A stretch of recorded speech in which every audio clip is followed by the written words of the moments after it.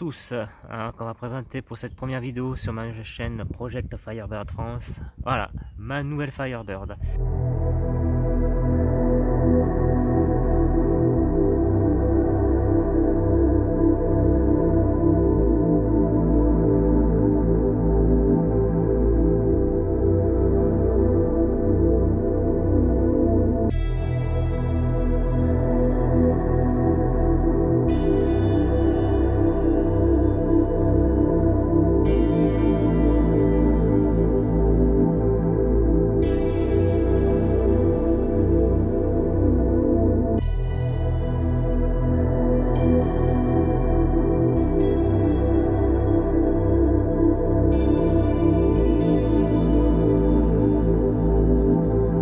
Alors, on va présenter cette Firebird que je l'ai récupérée, qui est une 92, donc la dernière année de production, 3 litres 1, donc V6. Donc j'ai racheté celle-ci qui est rouge bordeaux métallisé, qui est un beau rouge. D'ailleurs, à chaque fois que les gens passent, ils disent qu'il est très joli. Alors, les premières choses, bon, je me suis fait quelques petits travaux. Donc déjà les premiers travaux qui vont être effectués dessus. Changement des rétros, obligation, les rétros européens ça dégage. D'ailleurs ceux-là ils sont cassés, mais c'est pas grave. Vous savez qu'aux États-Unis je les ai vus, il y en a un qui les vend pour 400 €. Là j'attends des produits pour faire un polish pour voir. Parce qu'il faut voir que dans le temps ils se craquellent. Sinon ça c'est du plastique, donc il travaille depuis 92. Donc lui je pense qu'il y a un petit coup aussi. Il en aura besoin. Voilà, les deux pare-chocs. Bon, ça c'est pas d'origine. Le propriétaire, donc moi je suis le troisième propriétaire. Donc je l'ai acheté un petit vieux, voilà, mais comme il est très malade, il peut plus s'en occuper, donc il a préféré me la vendre à moi parce qu'il savait que j'en ai à me prendre soin. Donc j'ai déjà le pot d'échappement avec la ligne pour la remettre vraiment confort à sa sortie d'usine. C'est une voiture que je garde quasiment voilà, d'origine. Bon, je remets quasiment les rétros comme elle était d'usine. Les clignots c'est pareil. Alors les clignots 91-92, ça fait 2 semaines que je bataille pour en choper. Ça devient très dur. Même en Amérique, ils m'ont dit, putain, pourtant c'est la dernière année, les 91-92, et c'est dur à les choper, quoi. Même en contactant des casses ou certains qui ne veulent pas vendre. Donc j'ai réussi à trouver une paire, un Suisse qui me la vendrait à 250. La première paire, il voulait me la vendre à 400 €. J'ai dit, non, t'es sérieux, 400 € pour les deux optiques. J'ai dit, un qui est à moitié cramé, j'ai fait, non. Et il me recontacte, donc là il me propose allez 250 € frais de port inclus avec PayPal. J'ai fait là c'est raisonnable, j'ai fait cousin, on va pouvoir s'entendre. Donc j'ai acheté ça. J'en ai racheté un qui traînait sur eBay, un gauche. Bon il servira de, on sait jamais, hein. Si je retrouve après en droite par-ci par-là, ça me fera une pièce de rab. Donc là je me fais pas chier, alors que si j'avais su, j'aurais dû les garder parce que j'avais ma 91. Et comme un con, à l'époque quand je fais quitter, j'ai pas tout gardé. Et maintenant, je garde tout. Ça, je vais le changer. Il est cassé. J'ai le contacteur du coffre par contre qui ne marche pas. Donc en fait, parce qu'on a le moteur électrique, il faudra que je change aussi les vérins. Ils sont fatigués. Là par contre, j'ai les housses. Pour les T-top. Alors sur ma première je les avais pas. Là je me prévois, vous voyez ce que beaucoup font pas, un bidon d'huile moteur, ça c'est pour le pont. D'ailleurs mon pont il avait besoin, j'ai mis 1 litre d'huile. Ça il faudra que je retravaille la serrure parce qu'elle se ferme pas là, ça a dû travailler. Un bidon de refroidissement liquide, une clé, des bougies. Donc ça, c'est ce que je me prévois que j'avais pas fait. Des petits outils avec une petite caisse avec des pièces qui sont susceptibles de tomber en panne sur la route. Toi, durite de frein qui peut être percé,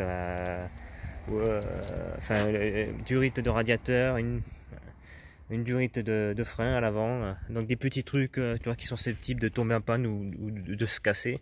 Comme ça, t'es pas emmerdé. Faudra que je fasse la trappe magique ici. enlever la moquette, faire l'ouverture au milieu pour accéder directement à la pompe à essence, puisqu'en fait le réservoir il est juste en dessous. Et si vous voulez changer votre pompe, il faut tomber l'échappement, le bouclier thermique, descendre le pont, c'est catastrophique. Je sais pas pourquoi ils n'ont pas pensé avant. Donc ça, je ferai ça.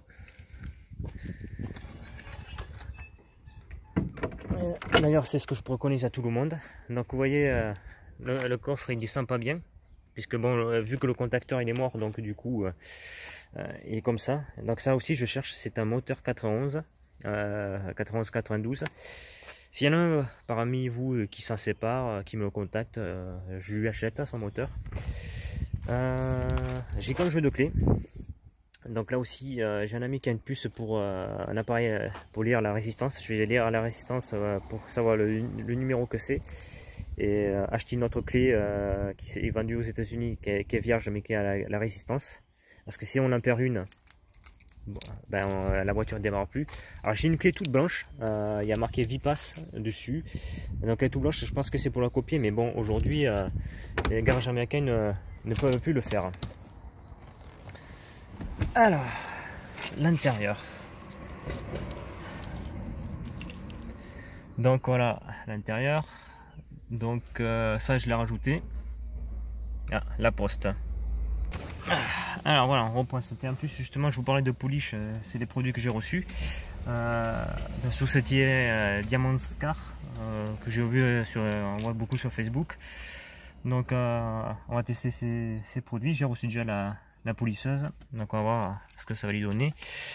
Alors voilà l'intérieur. Donc ça j'ai rajouté ce poste hier. Et il est petit, donc pour me lire mon USB, j'ai voilà, essayé de l'intégrer intelligemment sous la casquette, voilà. Hop, ça passe là, le câble, j'avais foutu scotch. Parce que bon, je poste d'origine, mais bon, apparemment l'ancien propriétaire me disait qu'il marchait il n'y a pas longtemps. Donc il s'éclaire, mais en fait, quand on appuie sur power, il s'enclenche pas. Parce que j'ai un peu plus l'antenne électrique. Alors ce qui est chiant, il faut que je déconnecte la prise, parce qu'en fait, il s'allume, mais en fait, lui, il prend le dessus. Parce que j'ai pas coupé la connectique d'origine, j'ai juste fait un pontage sur les câbles pour alimenter les haut-parleurs avec lui. Mais en fait, dès que j'allume, en fait, le son ne sort plus. Donc après, je pense que ce que je ferai quand je vais retrouver un autre, parce que c'est sympa d'avoir un poste d'origine. Au niveau de l'alimentation, je pense que vu qu'il y avait une espèce de truc d'alarme là, je vais foutre un interrupteur à bascule pour lui couper le jeu à lui, de façon que en fait les signaux des haut-parleurs ils le prennent en compte par lui. Donc je pense que ma théorie c'est ça, mais bon c'est bizarre, puisque normalement j'ai fait juste du pontage, donc ça devrait marcher, mais visiblement quand lui il a le courant, il prend le dessus, donc du coup les sons, donc il s'allume mais le son il ne sort pas. Mais dans l'ensemble, je suis content parce qu'elle est quand même assez bien. Moi, j'ai passé l'aspirateur. Je vais essayer de trouver une société parce que bon, ce que vous voyez là, c'est que de la poussière parce qu'elle a été stockée pendant X années en fait dans un garage. Donc j'ai nettoyé le volant. Donc vous voyez, il y a beaucoup de terre, de la poussière parce que les vitres étaient ouvertes. Genre le moteur de la portière a changé ici. Ce Mach 91, je l'avais aussi, mais bon, ça fatigue beaucoup. Je peux pas l'ouvrir intégralement parce qu'à un moment donné il se bloque, enfin ça s'ouvre, mais il s'arrête et après il faut attendre. Un extincteur que je mets là, ça peut servir. J'ai retrouvé un sticker de la portière qui avait été enlevé. Heureusement, je l'ai foutu là-dedans. Ça c'est important d'avoir les stickers d'origine, il faut que je le recolle. Ouais, j'ai des petits trucs dedans. Alors il y a ça. J'ai fait quelques recherches hier pour aller démonter les panneaux et enlever quelques trafics de câbles qu'ils avaient fait pour l'importation, pour la remettre vraiment en confort US. Et j'ai un doute, je sais pas si c'est vraiment d'origine, mais en me regardant en dessous le passage de câble, il y a des connectiques qui me laissent penser que ça serait sorti d'usine, ça. Réglage de feu, mais je pense que ça viendrait pour les longues portées, quoi. La réglage de la hauteur. Et ça j'ai un doute, vous voyez. Alors je sais pas s'il y en a qui ont eu des longues portées, qui auraient une motorisation, mais d'après ce que je vois en Amérique, quand on va à l'optique de la longue portée, il n'y a pas de motorisation. Alors je sais pas pourquoi il y a ça, parce que pourtant ça passe sous le radiateur en dessous de chauffage. Vous avez le bloc de chauffage qui est juste en dessous et ça, et on a une gaine qui passe avec une fixation dans la tôle. mais avec un embout vraiment type General Motors pour l'étanchéité. Et le câble il repart tout le long et il passe en dessous. Et c'est bizarre parce que ça fait partie, on dirait presque du faisceau d'origine. Alors soit les mecs là, sur ce coup là, celui qui leur a installé ça, il a fait vraiment un travail méticuleux. Non, je sais pas l'embout là d'ailleurs. Mais c'est pour ça que j'ai un doute. Parce que j'ai jamais vu de Pontiac qui aurait ça. Parce que pourtant, au niveau de la couleur, c'est presque identique. Donc sur ce coup là, vous voyez, j'ai un doute. Alors, je sais qu'il y a tellement eu d'options sur ce véhicule. Que ça ne m'étonnera pas, ça serait peut-être possible. Ça serait peut-être possible. Donc voilà. Voilà. Là je me sers d'un drap quand il fait chaud pour mettre sur la casquette. Pour la protéger du soleil parce que ça se craquelle. Donc je vois que le soleil est en train de se lever, je vais la remettre. Mais voilà pour cette vidéo. Déjà 16 minutes de présentation de ma Firebird. Elle n'est pas pourrie. On voit que quand même le dessous est bon. J'ai le propriétaire, alors je sais pas si c'est le premier ou le second, il m'a fait une tôle, vous voyez, qui protège le carter moteur et quand même aussi le niveau du couple. Ça c'est très bonne idée. Ça évite que le carter soit endommagé. Donc ça c'est une super idée du propriétaire d'avoir mis ça, cette tôle qui protège le carter. Ça c'est vraiment un truc cool. Mais vous voyez que quand même, à part un petit enfoncement qu'il doit avoir, je sais plus là, qu'elle avait raclé, voilà, juste là. Mais putain, le dessous, elle est même pas rouillée, quoi. Il y a juste un peu là, mais ça c'est normal, parce que tu as la gouttière au niveau du capot. Mais après, ouais, je suis quand même super content de la voiture. Peut-être, voilà, montrer le moteur. J'aurai aussi le câble de frein, le câble ouverture du moteur changé parce qu'il est un peu coupé. Voilà son moteur. Bon, en plus, je l'ai passé au Karcher. Là, j'ai mis une batterie Optima. Il y aura une vidéo qui explique justement quand je ferai en même temps changer la ligne. Je l'inclurai dedans.